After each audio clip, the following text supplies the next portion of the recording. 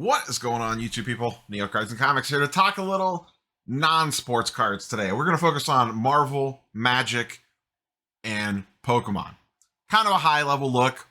Marvel, I obviously take fairly seriously. Magic and Pokemon, I dabble a little bit, but there's a lot of nonsense kind of going on in those neck of the woods. So I figured I'd kind of just give kind of a quick rundown of where we sit with some recently released products and some upcoming products, and kind of my thought process on where I am with this stuff and a little bit of newsy things wrapped in. We're going to lead off with Marvel. Big announcement happened last week. I was actually just going to do a straight standalone video on it, but got wrapped up in all the Topps Fanatics nonsense and all the other nonsense going on, so I just never got a chance for it. But the much anticipated Marvel Masterpieces was finally announced by Upper Deck. We don't know when this is coming yet. Rumors are swirling that it is going to be way sooner rather than later. There's been some rumors of July, potentially even August. As of time of recording, on Monday, July the 3rd afternoon, David Adams does not have pre-orders up yet. They don't even have a page for it yet. Steel City has a listing page that just says coming soon. They never put up an official price. So we don't know when these are going to come out, how much they're going to be. I would be willing to bet $400 to $500 a box, probably at minimum, and maybe they go up from there.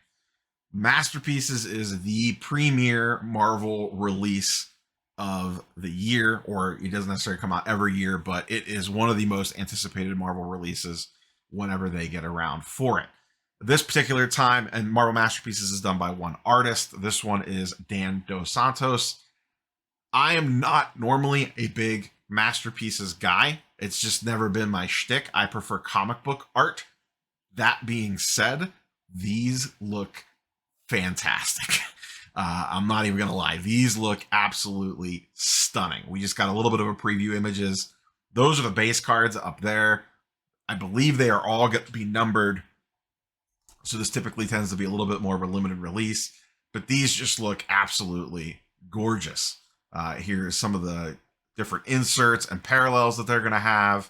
Once again, these just look absolutely fantastic. These prelim art variants look, these just look great. I can't say these look great often enough. That Ultron looks so good. Just all of this looks fantastic. We have Preserved in Amber's coming back, some Mirage insert set.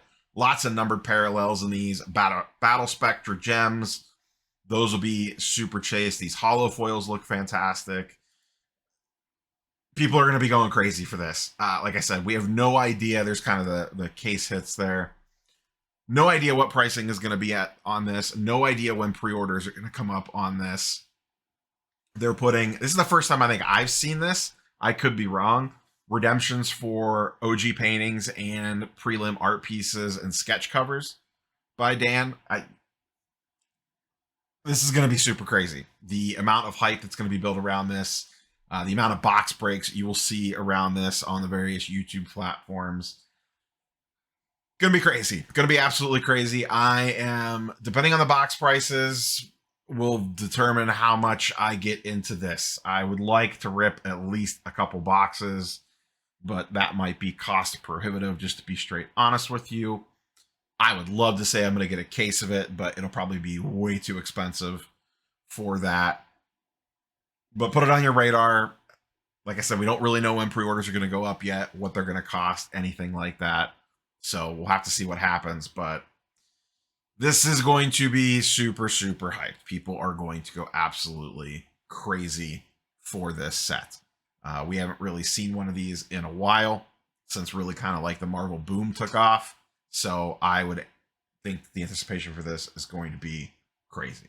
Like I said, looks great. I know Justin, friend of the channel, Spidey Hits, has done a bunch of content around this already, and Fausto's been talking about it, and a lot of other people as well. Buckle up, Buttercup. This is going to be a wild ride on this one. More info to come as we get it. Next up, Fleer Ultra Avengers hit epack this past week. $255 a box. Seems a little high. Physical box prices are going for around that. Just seems a skosh high to me, given the amount of digital cards that you get. I don't know. It's not terrible. They didn't like straight gouge it, but it definitely seems a little high to me. I would have liked to see this come in just a little bit cheaper. But their general thing seems to be releasing it around whatever market prices are going for on boxes. Boxes of these have come down quite a bit. Great set. I enjoyed ripping the boxes that I ripped for sure.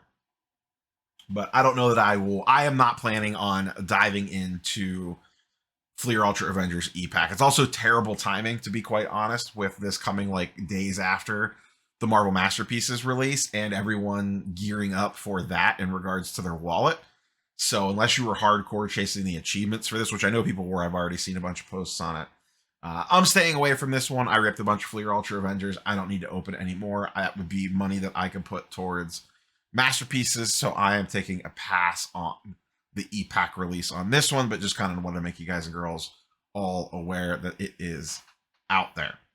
Let's switch over to Lord of the Rings. The chase for the One Ring is over. Finally, I could stop hearing about that craziness. It has been found. It has been pulled. We talked about it yesterday or Sunday on the weekly sports card market update. It was graded a PSA 9.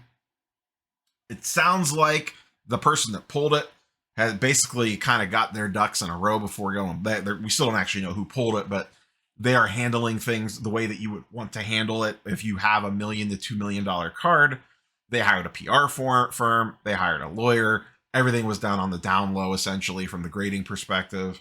There's been some back and forth on, since I did the video on Sunday, there's been some smoke to the idea that the card was already at PSA when the offer for Beckett came out. So it might have been that the person that graded it didn't even realize that that was out there. I have not been able to confirm that. I haven't done a ton of digging on it, to be honest. But it has been found. The interesting part on that is the wild ride the box prices went on. So the collector boxes are where this can be pulled. You can see down here, I have TCG Player pulled up. These things were pre-ordering for around $350 a box most of the spring. Then the bounties started coming out for the One Ring. The hype built, and these got all the way up to $480 a box. And they were going strong. As Rudy at Alpha Investments talks about all the time, the sell-through rate on these was insane. The number of boxes moving at those prices was absolutely wild.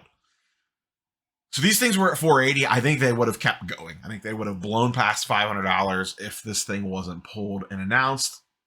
It was, and immediately the market overreacted. I looked within 10, 20 minutes of the ring being posted that it had been pulled. They were down to $350 for a hot minute. People were dumping them at $350. They hopped back up to $380, $390. They went back down to $350. And now you can see they have settled in around the $425 mark. So these things have just been absolutely all over the place. Even though the One Ring has been pulled, there are still a lot of very valuable cards in those boxes. And a lot of people, I know a lot of people, because I've gotten a lot of DMs and a lot of comments saying, hey, I don't normally collect Magic, but boy, oh boy, am I a big Lord of the Rings fan, and I really like the way these cards look. I'd like to get me some. What's the best way to go about it?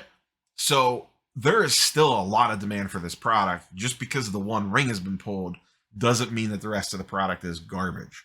So I have one of these boxes. I picked up one from Rudy on his Patreon sale. I got it for $3.99 shipped out the door.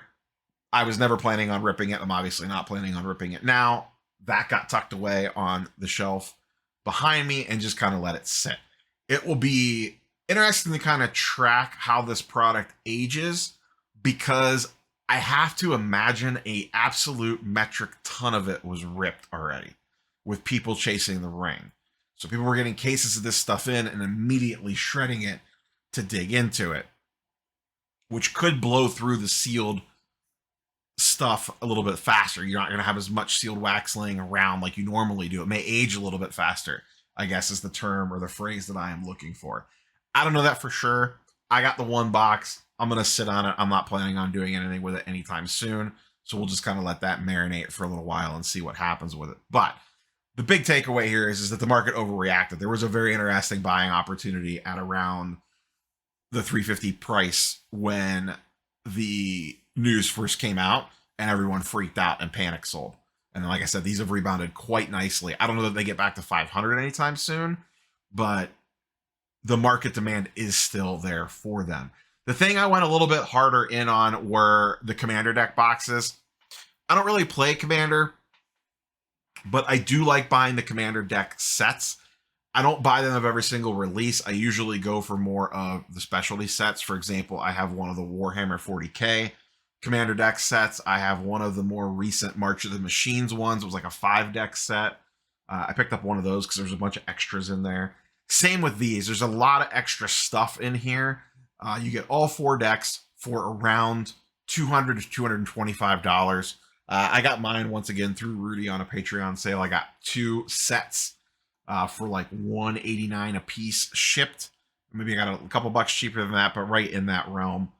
And once again, I just have those kind of stashed that I'm not really going to do anything with them. But if you were looking to dabble and you're not really a big Magic person, look these over. They might not be a bad way to go. Even if you don't want to buy the full set, you can buy the decks individually. But there is a segment of people that like to buy these sets. When you buy the set, it comes in a sealed box, a sealed case, essentially. You get one of each deck, and then essentially just kind of tuck them away. That's the approach that I've kind of taken with the couple that I've bought so far. These ones seem pretty popular, but it is an easy entry, easy on-ramp in if you just want the cards to collect, display, put in a binder, or whatever, because you know exactly what you're getting. It's a pre-constructed deck, but there are some bonuses in there, some potential for some extra stuff, and all that. So that's kind of been my approach on the Lord of the Rings angle. I did not go hot and heavy into the collector's boxes, partially because I was a little bit worried. I didn't know what the market was going to do when the One Ring was pulled. So I went this route instead, a little bit safe. I split the difference, got 1 collector's boxes and 2 of these. So I have about $800 or so into, a little less than $800 into Lord of the Rings, the Magic the Gathering experience. And we'll see what happens with that. Like I said, it's just going to kind of sit and marinate for a while. But that's been, Magic has been the talk of the non-sports card space for the better part of a month now because of this One Ring chase. I would 100% be willing to bet at some point in time Wizards of the Coast brings this back. I don't think they're going to do it in every single set, at least not initially. I hope not. I hope they don't water this down. But they are definitely on the path to numbered cards. The question now is, and Pokemon doesn't need it. We'll transition over to Pokemon here. Pokemon definitely does not need numbered cards to drive demand. The question is though, would they ever do it?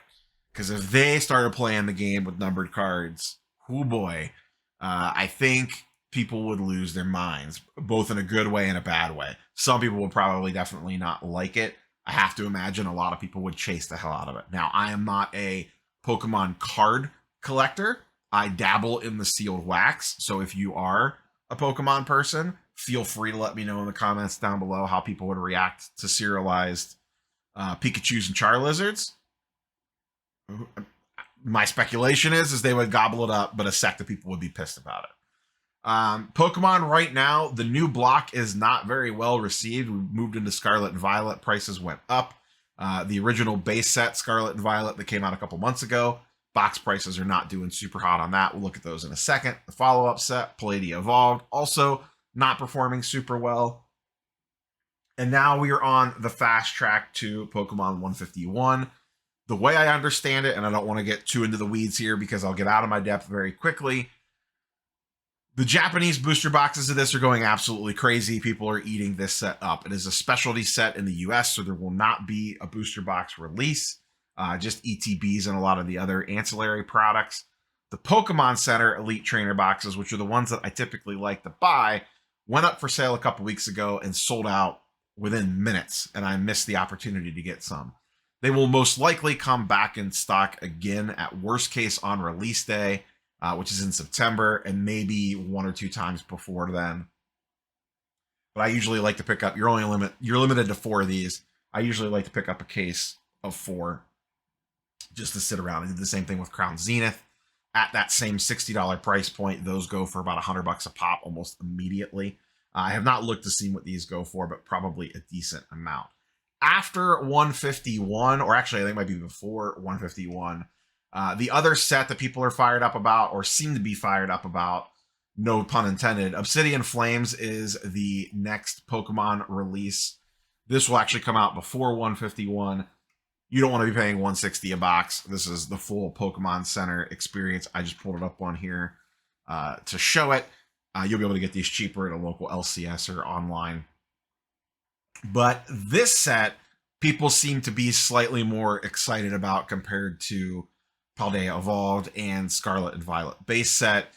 We'll see what ends up happening with it. I will probably pick up at least a handful of boxes, if not a case of these, just kind of depending when they release and where the finances are between Marvel Masterpieces and the National and everything else going on. But this set does seem to be a little bit more spicier, at least in regards to what people are talking and saying about it. Like I talked about on the two most recent ones, Scarlet and Violet base, those booster boxes are down to under $100 a box. I have a case of 6 of these. I actually traded into them. I moved some baseball and basketball wax for these back when they released. So I have a case of those sitting around. Paldea Evolved, also kind of sitting around that $100 mark. I have 3 boxes of these. I haven't done a mail day video or anything on them yet. I don't know if I will. But I did pick up 3 boxes of those actually sitting on the desk next to me. I just got loose boxes, same thing. I grabbed those from Rudy on a Patreon sale. It was just as easy. I got those for $110 a piece, I believe. Word is that they printed less of this set because of the lower expectations coming off Scarlet and Violet. Now, Pokemon can always print more. They are known to do reprints. There's rumors of reprints of some of the last cycle sets floating around out there. But any Pokemon box for around $100, I'm generally at least mildly intrigued. If you can get it for less than $100, I'm even more intrigued. I know some of these are on Amazon for similar pricing. If you have an Amazon card with like the 3 or 5% back for Amazon purchases, you can get it even a little bit cheaper than that. But I still, even though I don't collect Pokemon cards, I still believe in the sealed wax market in Pokemon. I think it's going to slow down. I don't think it's going to be, you're not getting free tendies anymore, as Rudy likes to say. But I do think if you're willing to be patient with it, it is still fairly safe. But you have to be patient with it. You got to let the stuff sit and marinate for a couple of years and see what happens. In the past, or in the recent past, I should say, it escalated much quicker than that. But now I think it's kind of slowed down a little bit. We'll see what happens with the next set when it comes out. But curious, as always, for thoughts and comments down below, especially from the Pokemon folks. Like I said, that is not my area of expertise. So I just kind of like to take a high-level approach just to kind of give you guys the info on what's going on. But that's all I got for you, boys and girls. A little bit of Marvel, a little bit of Magic, a little bit of Pokemon, a little bit of Lord of the Rings mixed in.